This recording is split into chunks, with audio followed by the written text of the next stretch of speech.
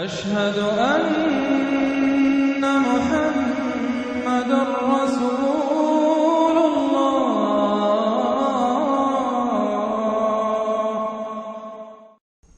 اگلی صورت میں 3 جوڑے بلکہ 2 جوڑے آ رہے ہیں صرف۔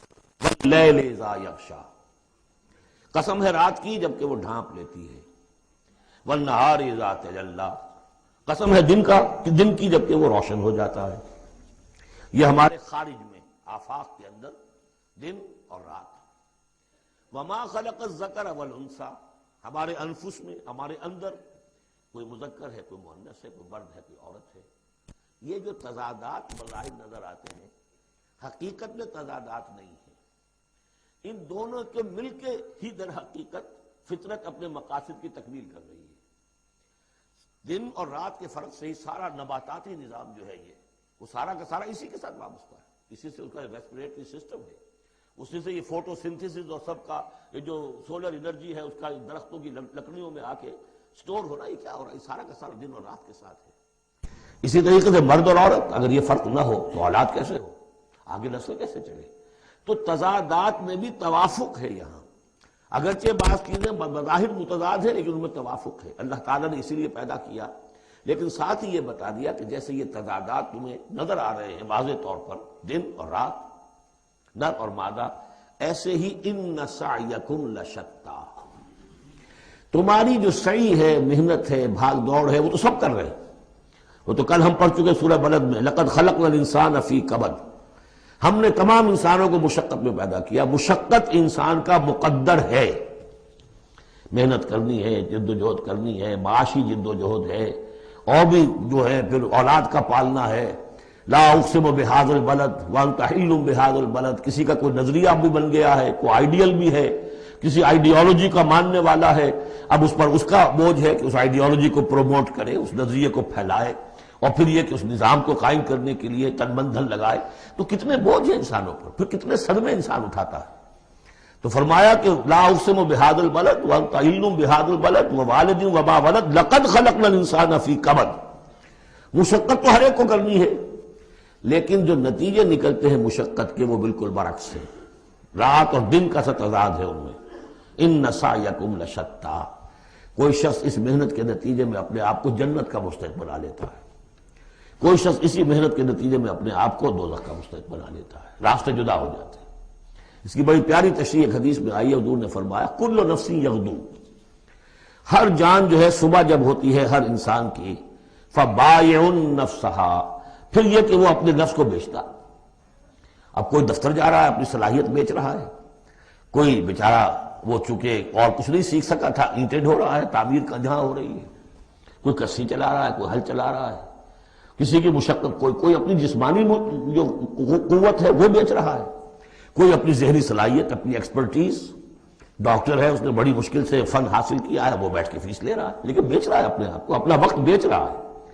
تو کل نفس یغدو فبائع نفسہ فموتقھا وموبقھا، دن بھر کی محنت کر کے شخص ایک وہ شخص ہے جس نے حلال کو پیش نظر رکھا، حرام سے بچا، جھوٹ نہیں بولا، کسی کو دھوکہ نہیں دیا، کسی کے ساتھ جو ہے بے ایمانی نہیں کی، وہ شام کو آئے گا تو مشقت تو اس نے بھی کی ہے لیکن یہ لے کر آئے گا اللہ کی رحمت۔ دوسرا شخص مشقت اس نے بھی کی ہے، کہیں کم تول دیا تھا، کہیں کم ماپ دیا تھا، کہیں جھوٹ بول دیا تھا، کہیں کسی کی حق تلفی کی تھی، کہیں کسی کی عزت نفس پر حملہ کر دیا تھا، وہ مشقت بھی کر کے آئے گا اور شام کو جہنم کی گٹھڑی لے کر آئے گا اپنے کندھے پر، یا وہ نفس کو جہنم سے آزاد کرا کے آیا شام کو، اور یا وہ شام کو جہنم کے عذاب کی ایک گٹھڑی لے آیا ہے۔ تو کل نفس یغدو فبائع نفسہ فموتقھا وموبقھا۔ اب وہ بات ہے، اب یہ اس ایک بار سے سمجھ لیجئے کہ میرے نزدیک قرآن مجید کی اہم ترین یہ صورت ہے۔ ایک راستہ ہے، اس کے 3 اوصاف بیان کیے ہیں، اگر یہ 3 اوصاف ہوں گے تو خیر کے راستے پر آدمی بڑھتا چلا جائے گا، اور اگر اس کے برعکس 3 صلاحیتیں ہوں گی تو انسان گرتا چلا جائے گا، شر کی طرف جو ہے وہ اس کا قدم آگے سے آگے بڑھتا چلا جائے گا۔ پہلے 3 اوصاف کون سے ہیں؟ واللیل اذا یغشا والنہار اذا تجلی وما خلق الذکر والانثی ان سعیکم لشتی فاما من اعطی واتقی وصدق بالحسنی۔ جس شخص میں عطا ہے، جود ہے، سخاوت ہے، کسی کو بھوکا دیکھے تو اگر ایک روٹی ہے تو اس کو بھی بانٹ کر کھا سکے، کسی کو تکلیف میں دیکھے تو اگر اس کے پاس کوئی ہے ایسی چیز جس سے کہ اس کی تکلیف وہ رفع کر سکتا ہو تو دریغ نہ کرے، یہ عطا ہے، جود، عطا، سخاوت۔ فاما من آتا، پہلی شرط یہ ہے، کیونکہ ہم سورہ بلد میں بھی دیکھا ہے کہ وہ جو گھاٹی ہے جس سے گزرنا مشکل ہے، فلقتحم العقبہ، وہ کون سی گھاٹی تھی؟ فک رقبۃ او اطعام فی یوم ذی مسغبۃ یتیما ذا مقربۃ او مسکینا ذا متربہ ثم کان من الذین آمنوا وتواصوا بالصبر وتواصوا بالمرحمہ۔ اس گھاٹی کو عبور کر کے اگر اہل ایمان میں شامل ہوگا تو ابو بکر صدیق بنے گا، عمر فاروق بنے گا، عثمان غنی بنے گا، اور اس گھاٹی کو عبور کیے بغیر کسی وجہ سے اسلام لے آیا عبداللہ ابن ابی بن جائے گا۔ اگرچہ اس نے بھی کلمہ پڑھا ہے، اس نے بھی کہا ہے اشہد ان لا الہ الا اللہ واشہد ان محمد رسول اللہ، اور وہی کلمہ پڑھا ہے ابو بکر نے اور عمر نے اور عثمان نے اور علی رضی اللہ تعالیٰ عنہ۔ لیکن فرق کیا ہے؟ یہ زمین کچھ اور تھی جس میں بیج پڑا ہے، وہ زمین کچھ اور تھی جس میں بیج پڑا ہے، وہ زمین میں ہل چل چکا تھا۔ تو فرمایا کہ پہلی شے کیا ہے، اور یہ آیت ہم پڑھ چکے ہیں، چوتھے پارے کی پہلی آیت، لن تنالوا البر حتى تنفقوا مما تحبون، تم نیکی کے مقام تک رسائی حاصل نہیں کر سکتے جب تک کہ خرچ نہ کر سکو اللہ کے لیے اور اللہ کی مخلوق کے لیے، اور وہ چیز کہ جو تمہیں پسند ہو۔ یہ نہیں کہ جو اذکار رفتہ ہو گئی، بیکار ہو گئی، پرانی ہو گئی، دل سے اتر گئی، وہ دے دیا اور پھر سمجھا کہ ہم نے حاتم طائی کی قبر کو لات مار دی ہے، یہ نہیں۔ مما تحبون، نیکی کی گرد کو نہیں پہنچ سکتے، لن تنالوا البر حتى تنفقوا مما تحبون۔ تو پہلی شرط ہے اعطاء، دوسرا ہے واتقا۔ واتقا کیا ہے؟ وہی اخلاقی حص جو ہے وہ اگر بیدار ہے، نتیجہ کیا نکلے گا کہ وہ پھر نیکی کرنا چاہے گا، بدی سے بچے گا۔ وہی فَأَلْهَمَهَا فُجُورَهَا وَتَقْوَاهَا، اگر یہ حص مر نہیں گئی ہے، یہ دفن نہیں ہو گئی ہے، اس کے اوپر حوث جو ہے اس کا غلبہ نہیں ہو گیا ہے، کوئی اور غلط جو ہے انسان کا رجحان اس نے اسے دبا کر نہیں رکھ دیا ہے، تو تقا اس کے اندر ہوگا، میرا میں کسی کا دل نہ دکھا دوں، میں کسی کا حق نہ مار لوں، اس کے اندر ایک احساس ذمہ داری جو ہے وہ موجود رہے گا۔ اور تیسری شرط وصدق بالحسنی، جو بھی اچھی بات اس کے سامنے رکھی جائے اور اس کا دل گواہی دے دے کہ ہاں بات ٹھیک ہے، فوراً قبول کرے، تصدیق کرے۔ اس وقت یہ نہ کرے کہ یہ میں اگر مان لوں گا تو فلاں چیز چھوڑنی پڑ جائے گی، یہ اگر مان لوں گا تو فلاں کام کرنا پڑ جائے گا، یہ اگر مان لوں گا تو فلاں شخص ناراض ہو جائے گا، یہ اگر مان لوں گا تو مجھے یہ نقصان ہو جائے گا۔ اگر یہ سوچ کر رک گیا تو فیل ہو جائے گا۔ بلکہ یہ کہ جب دل نے گواہی دے دی کہ ہاں ٹھیک ہے، حق ہے، صحیح ہے، فوراً کہو دیکھیے جی آپ کی یہ بات، یعنی اس کو سمجھیے پریکٹیکلی، اگر آپ کسی بحثی میں بھی مبتلا ہو گئی کسی کے ساتھ، اور پھر یہ ہے کہ آپ نے کسی وقت محسوس بھی کر لیا کہ پلڑا اس کا بھاری ہے، بات اس کی صحیح ہے، لیکن ایک یہ کہ اڑے ہوئے، اب کیسے مان لوں میں کہ میں ہار گیا۔ ایک یہ کہ شخص کہ ٹھیک ہے صاحب آپ کی یہ بات مجھے بالکل دل کو لگی ہے، ٹھیک ہے، ابھی اور غور کریں گے، سوچیں گے، چلیں گے آگے اور اس مسئلے پر، لیکن یہ بات آپ کی ٹھیک ہے۔ اس سے انسان کے اندر جو ہے پھر وہ ہم آہنگی پیدا ہوتی ہے، بات آگے بڑھتی ہے۔ لیکن یہاں سمجھ لیجیے کہ بنیادی طور پر یہ تین اوصاف ہیں، فاما من آتا، بخل نہ ہو، اتقا اور اس کے اندر یہ اخلاقی حس بیدار ہو، نمبر تین جو اچھی بات سامنے آئے اس کی تصدیق کر دیں، فَسَنُيَسِّرُهُ لِلْيُسْرَىٰ، تو ہوتے ہوتے ہم آسانی سے، اب یہ لفظ بھی آ چکا تھا سورہ علق میں، وَنُيَسِّرُكَ لِلْيُسْرَىٰ، میں نے کہا تھا اس لفظ کو یہاں نوٹ کر لیجئے اور یہیں سے یہ بات آگے کھلے گی۔ فَسَنُيَسِّرُهُ لِلْيُسْرَىٰ، جس شخص میں یہ تین اوصاف ہوں گے ہم انہیں رفتہ رفتہ سب سے اونچی اور سب سے اچھی جو اس آسانی والی شاید منزل ہے جنت، وہاں پہنچا دیں گے۔ اب اس کے برعکس دیکھیے ترتیب، وَأَمَّا مَن بَخِلَ، اعطاء کے مقابلے میں بخل آ گیا، وَاسْتَغْنَىٰ، بے پرواہ ہے، اسے پرواہ ہی نہیں، دریا کو اپنی موج کی طغیانیوں سے کام، کشتی کسی کی پار ہو یا درمیان رہے، ہمیں سے کیا غرض ہے، وہ تو اپنی اس میں دھن میں لگے جا رہے ہیں، کسی کا دل مسل دیا، کسی کے جذبات کے اوپر جو ہے ٹھیس پہنچا دی، کسی کو کچھ کر دیا، کسی کا مال ہڑپ کر لیا، کسی کو اور کسی طرح سے اس کی عزت کے اوپر جو ہے کوئی حملہ کر دیا، چلے جا رہے۔ استغنا، انہیں یہ احساس ہی نہیں ہے کہ نیکی اور بری کا معاملہ بھی ہے اور مجھے سیدھے راستے پر چلنا ہے، برائی کے راستے پر نہیں۔ وَكَذَّبَ بِالْحُسْنَىٰ، اچھی بات پیش کی جائے جھٹلا دیتے ہیں، دل گواہی دے چکا ہے کہ بات اچھی ہے، لیکن پھر جھٹلا دے کسی تعصب کی وجہ سے، کسی ضد کی وجہ سے، تکبر کی وجہ سے، ہٹ دھرمی کی وجہ سے، فَسَنُيَسِّرُهُ لِلْعُسْرَىٰ، تو ایسے شخص کو ہم آہستہ آہستہ تدریجاً سب سے بڑی مشکل یعنی جہنم میں پہنچا دیں گے۔ تو یہ گویا کہ اب دو راستے، ان سعیکم لشتیٰ، تمہاری جد و جہد جو ہے زندگانی کی، ان کے یہ دو رخ ہیں۔ اگر تو یہ ہے اما من اعطا واتقا وصدق بالحسنی، اگر یہ تینوں چیزیں بتمام و کمال موجود ہوں تو وہ شخص صدیق بنے گا، ابو بکر صدیق بنے گا رضی اللہ تعالی عنہ، ان کے نقش قدم پر چلنے والا ہوگا۔ اور اگر ان تینوں میں کوئی چیز کمی ہے تو کہیں بیچ میں لٹک جائے گا، اور تینوں ہی نہیں ہے تو معلوم ہوا کہ وہ بدترین خلائق ہوگا پھر، جس کا کہ سب سے بڑا کردار جو قرآن مجید میں آتا ہے وہ ابو لہب ہے۔ ابو جہل جو ہے وہ بدترین نہیں تھا، اچھی طرح سمجھ لیجئے، وہ تو جب آج ہم پڑھیں گے، جب سورہ علق آئے گی تب اس کے کردار کا نقشہ سامنے آئے گا۔ اس کی شخصیت بڑی اونچی شخصیت تھی بعض اعتبارات سے، میں سنا چکا ہوں، نے صاف مانا تھا کہ محمد جھوٹ نہیں کہہ رہے، جو کچھ کہہ رہے ہیں صحیح کہہ رہے ہیں، لیکن میں نہیں مان سکتا۔ اس کا مطلب ہے ہمیشہ کے لیے ہم بنو امیہ جو ان کے غلام ہو جائیں گے، بنو ہاشم کے، یہ میرے لیے قبول نہیں۔ صاف تو کہا نا کم سے کم، give the devil his due۔ اسی طریقے سے جس باطل دین کا وہ علمبردار تھا اس کے لیے اس نے بھی گردن کٹوائی ہے، قربانی دی ہے اس نے۔ ابو لہب نے 2 مرسنریز بھیج دیے، تم چلے جاؤ، میں تمہیں پیسے دے دوں گا، تم جاؤ، تم لڑاؤ میری جگہ پر، اس لیے کہ اس میں وہ بات نہیں تھی، اس میں مردانگی تھی۔ کوئی وجہ تھی کہ حضور نے 2 شخصوں کو برابر تولا ہے، عمر ابن الخطاب اور عمرو ابن ہشام میں سے اللہ کسی ایک کو میری جھولی میں ڈال دے، کوئی وجہ تھی نا آخر، دونوں کو کیسے کیا ہے؟ اگر کہیں وہ بھی ایمان لایا ہوتا تو عمر ابن الخطاب کی طرح کا مسلمان ہوتا، پھر وہ اس طرح کا ڈھیلا مسلمان نہ ہوتا، وہ عبداللہ ابن ابی والا مسلمان نہ ہوتا۔ تو یہ شخصیتوں کا معاملہ ہوتا ہے، تو جس میں تینوں اوصاف نہیں ہے وہ گیا بدترین خلائق، جس میں کچھ ہے وہ پھر کچھ دیر لگا کے آ جائے گا، کچھ وقت لگے گا اسے، لیکن یہ 3 اوصاف ہی ہیں تعمیر سیرت کے اس اعتبار سے کہ جو فیصلہ کن ہیں۔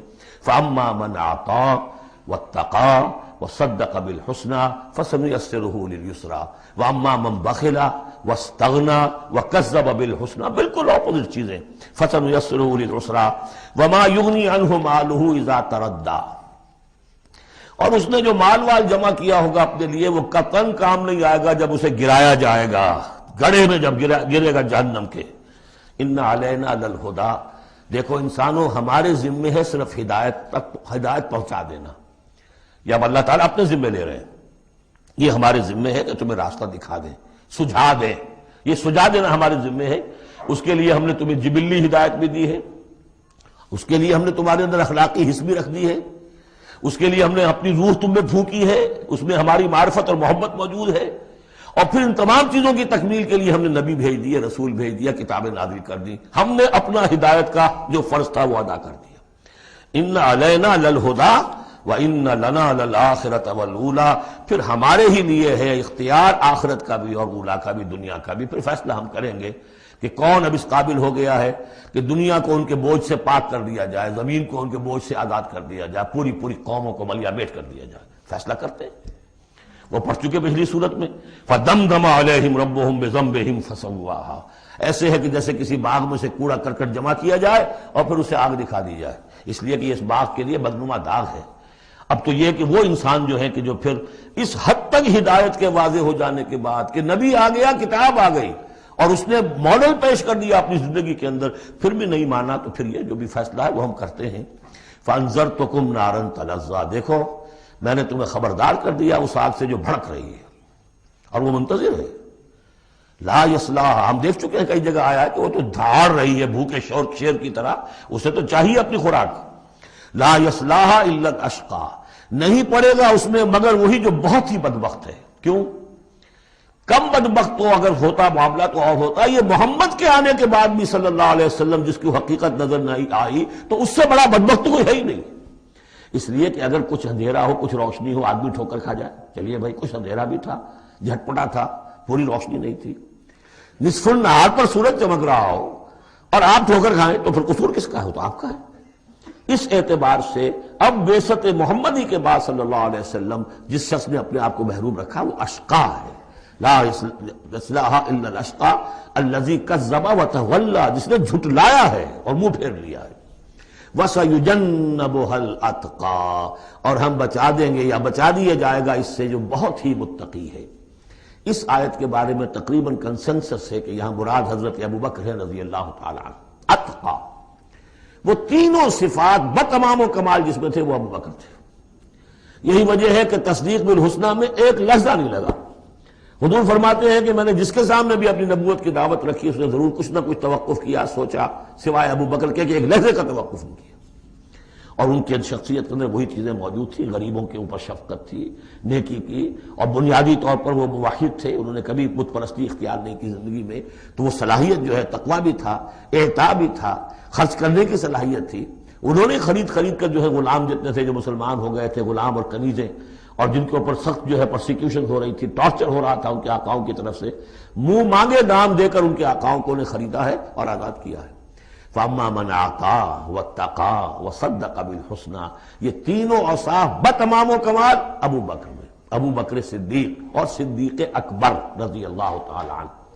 خواتین میں الصدیقۃ الکبریٰ حضرت خدیجہ الکبریٰ ہے رضی اللہ تعالی عنہ۔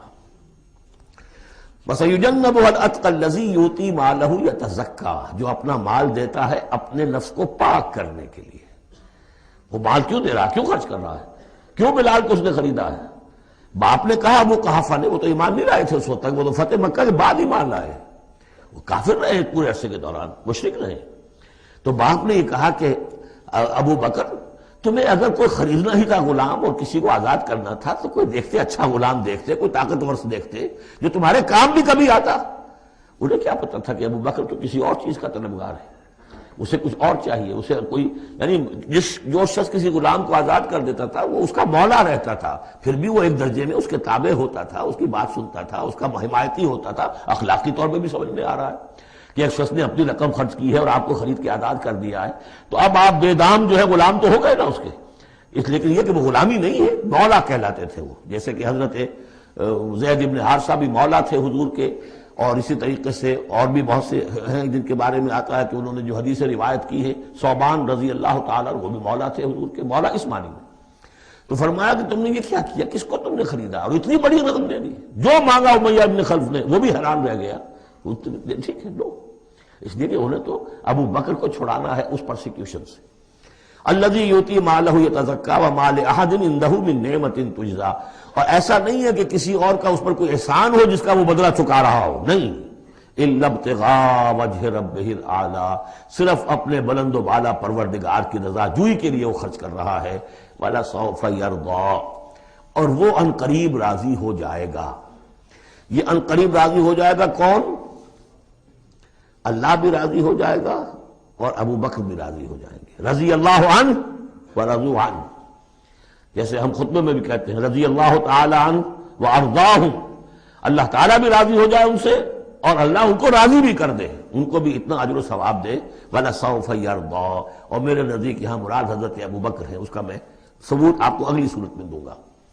اب دیکھیے پہلی صورت میں آیا تھا قد افلح من زکاہا وقد خواب من دساہا، 8 آیتیں تھیں، وہ تھیں قسموں پر مشتمل، لیکن اصل مضمون کیا تھا؟ نفس انسانی میں نیکی اور بدی کا شعور ودیت کر دیا ہم نے۔ اب جس نے اس کو بنا لیا، سنوار لیا، وہ کامیاب، جس نے اس کو دبا دیا، مٹی میں دفن کر دیا، وہ ناکام۔ اگلی صورت میں آگے راستہ بتا دیا، سنوارنے کا راستہ کیا ہے؟ اعطاء، تقوی، تصدیق بالحسنہ، ان عادتوں کو کلٹیویٹ کرو اپنے اندر، تو یہ راستہ جو ہے تمہارا جائے گا صدیقیت کی طرف اور اللہ تعالیٰ کی رضا کی طرف۔ اس کے برعکس اور صاف بخل، استغنا، پرواہ نہیں، کیا خیر کیا شر کوئی پرواہ نہیں، اپنی خواہشات کو پورا کرنا ہے، اپنی اشتہا جو ہے اس کو اس کے شہوت کو پورا کرنا ہے، حرام سے حلال سے اس سے کوئی بحث نہیں۔ اور یہ کہ بات سچی آئی، اچھی آئی اور دل نے گواہی دے دی پھر بھی اس کو رد کر دیا، تو وہ دوسری منزل پہ نکل جاؤ گے۔ اب یہ جو پہلی منزل تھی اس کا نقطہ عروج کون ہے؟ ایک تو ابو بکر آ گئے اس میں، اور ان سے بلندتر رتبہ کس کا ہے؟ محمد الرسول اللہ صلی اللہ علیہ وسلم، معراج انسانیت۔